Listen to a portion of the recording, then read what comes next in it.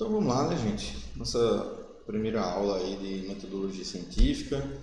Eu espero que todos estejam bem aí, né? Esse mundo do corona aí afetando muita gente. Então espero que todos estejam bem. Esperava que essa nossa primeira aula fosse no ambiente de sala de aula, né? Presencial. Mas aí nós vamos contornando essa situação da pandemia até que a gente possa novamente nos encontrar em sala de aula. Então tranquilo, vamos lá. Então tá aqui, nossa disciplina é metodologia científica, né? A gente viu algum vislumbre de como seria ela em aulas passadas. Nesse momento eu vou dispensar essas orientações básicas que ela fala mais de como fazer isso no ambiente presencial, então ela não vai fazer muito sentido agora nesse ambiente virtual que a gente está.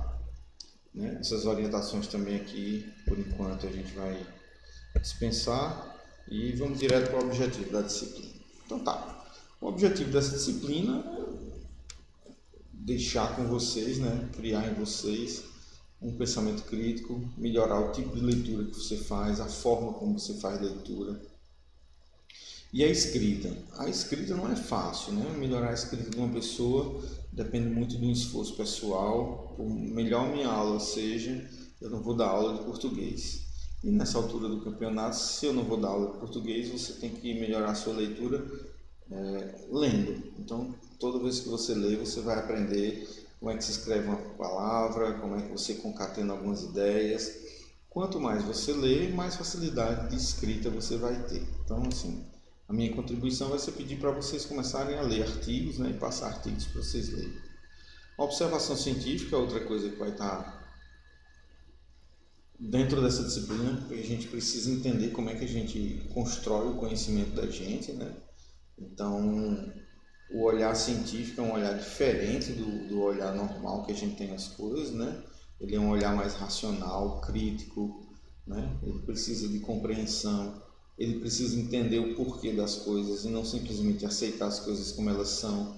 Então, a observação científica requer uma atitude mental maior na hora que a gente vai fazer algumas observações, tá?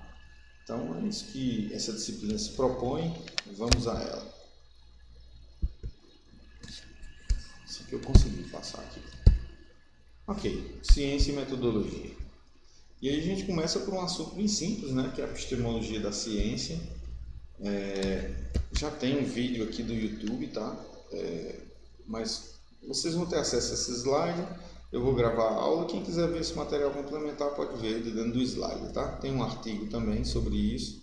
Vale a pena dar uma olhada. Então, a epistemologia da ciência é um ramo da filosofia, né?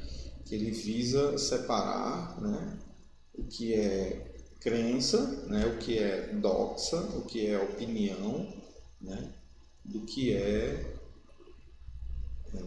o conhecimento. Então, é parte da epistemologia da ciência separar o que é racional e justificado e o que é simplesmente opinião. Então, é esse ramo da filosofia que estuda, né, o que é conhecimento, né? Como é o conhecimento? É um estudo do que é conhecer, né? É conhecer o que é o conhecimento. Parece meio confuso, mas é tranquilo. É uma área da filosofia que diz assim, ó, isso aqui é ciência, isso aqui não é ciência, isso aqui é conhecimento religioso, isso aqui é conhecimento filosófico, isso aqui é senso comum. Ele separa os tipos de conhecimento, tá? Outra coisa que a epistemologia faz são estudar os postulados, conclusões e métodos dos saberes científicos. Então, os postulados são hipóteses, né, de como as coisas são, e aí é parte da epistemologia também, que são os métodos do saber científico. Como esse método é aceito ou não é aceito pela ciência, né? Então, isso aí é também um trabalho lá da epistemologia. A epistemologia discute as evidências e os critérios da verdade. E aí a gente tem um conceito bem complexo, né, que é verdade. E o que é a verdade? Né? Depois vocês pensam aí. O que é a verdade? O que são critérios da verdade? Em algumas ciências, por exemplo, as ciências jurídicas, a verdade é muito relativa, né?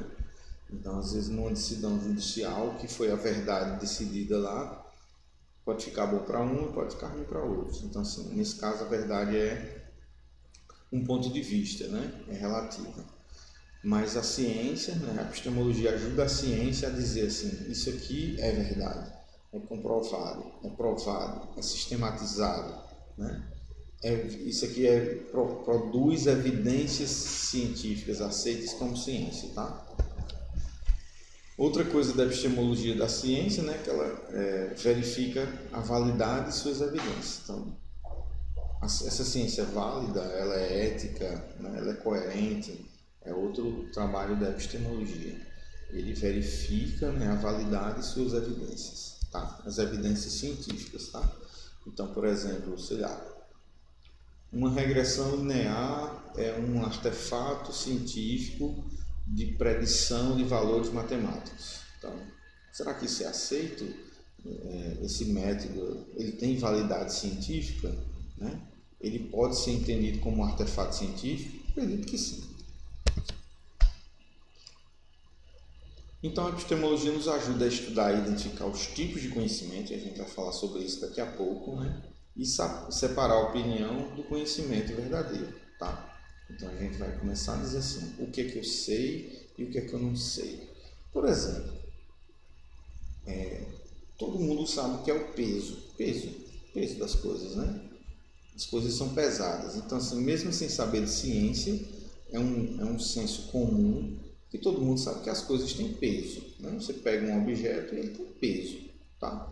Então, saber que as coisas têm peso é senso comum, tá? É um tipo de conhecimento. Saber que peso depende da massa do corpo em que você se encontra em cima, no caso a Terra, a massa das coisas, né? O peso das coisas depende da massa do objeto e a força gravitacional com que ele atrai esse negócio para o centro da Terra. Opa, isso aí já é diferente. Eu sei que as coisas têm peso porque tem peso. E eu sei que as coisas têm peso porque tem uma força chamada gravidade que atrai todos os objetos para o centro, né, de um corpo qualquer. Então, assim, a epistemologia faz essa separação também. Ela consegue distinguir um conhecimento, né, de opinião e um conhecimento científico. E aí a gente chega no ponto-chave, né, que é por que quando algo deseja credibilidade diz que é comprovado cientificamente? Né? Qual a diferença entre acreditar e provar? Primeiro vamos falar só um pouco sobre isso é comprovado cientificamente. Então a gente tem que ter muito cuidado com essas falas, porque ninguém pode aceitar, não, isso aqui tem estudo científico que a gente aceita como verdade. Não é assim que funciona. Não, isso aqui foi testado, estudos comprovam, assim, tem que ter muito cuidado com essas falas, porque a ciência pressupõe, né, que as pessoas são críticas, analíticas, né, e muita gente está usando a ciência como marketing, né, para dizer assim, isso aqui é comprovado cientificamente, certo? Mas cadê o estudo? Que estudo é esse? Onde é que está o número dele? Passou no comitê de ética? Ele foi aprovado? Foi válido? Quais foram os resultados dele? De repente o cara diz assim, esse shampoo ele tem uma eficácia, né, no crescimento do cabelo. Aí bota só isso, né? Mas qual é o tamanho dessa eficácia? Estudos revelam que esse shampoo tem uma eficácia de crescimento de cabelo. Aí vamos supor que a eficácia seja de 8%, seja inferior ao que naturalmente o teu organismo consegue produzir. Então a gente tem que ter muito cuidado com isso. Né? Comprovado cientificamente tem os seus percalços e pormenores que precisam ser entendidos, tá? E muita pessoa se vale. Outra coisa, as pessoas que acreditam cegamente, na ciência, é como se fosse uma fé, uma religião. Não é assim que funciona a ciência, tá?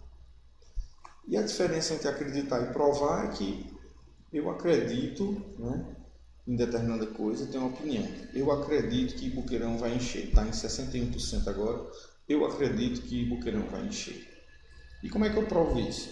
Eu pego lá o gráfico, eu entro no INSA lá que tem um acompanhamento da tabela diária de lâmina d'água de Boqueirão e aí eu posso pegar aquele Excel, colocar uma equação em cima matemática, juntar com a previsão do tempo desse mês, do próximo mês, fazer uma tabela, fazer um gráfico, colocar numa equação matemática de predição, pode ser uma regressão linear, ela serve para isso, e assim eu tenho evidências científicas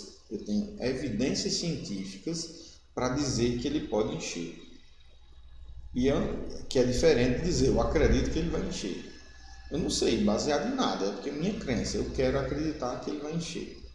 Né? Mas alguém, né, com mais estudo, ele pode mostrar foto de satélite, né, índice pluviométrico, ele pode provar o volume da água que está entrando atualmente em Boqueirão, ele pode pegar relatos de cidades que estão ao redor de Boqueirão e ver os índices de lá, se as pessoas estão vendo que está chovendo, se essa água está indo, né, para o lugar onde deve ir. Então, assim, evidências científicas envolvem outro arcabouço de coisas. E aí você imagina, né? Eu acredito que Boqueirão vai encher, mas se eu tivesse que provar quanto que eu não ia gastar, quanto dinheiro eu não ia investir, quanto tempo eu não ia utilizar para levantar as provas de que Boqueirão poderia encher, tá? Então a diferença entre acreditar é muito simples, é uma coisa que eu quero acreditar. Eu acredito porque isso é um conhecimento ou informação que me faz bem, assim, eu resolvi acreditar nela. E provar é uma coisa bem diferente, tá? Então tem essas duas diferenças. Tranquilo, eu vou encerrar essa aula agora, tá? Que eu vou gravar uma outra, mas eu vou encerrar essa. Daqui a pouco a gente vai para o que é ciência, tá?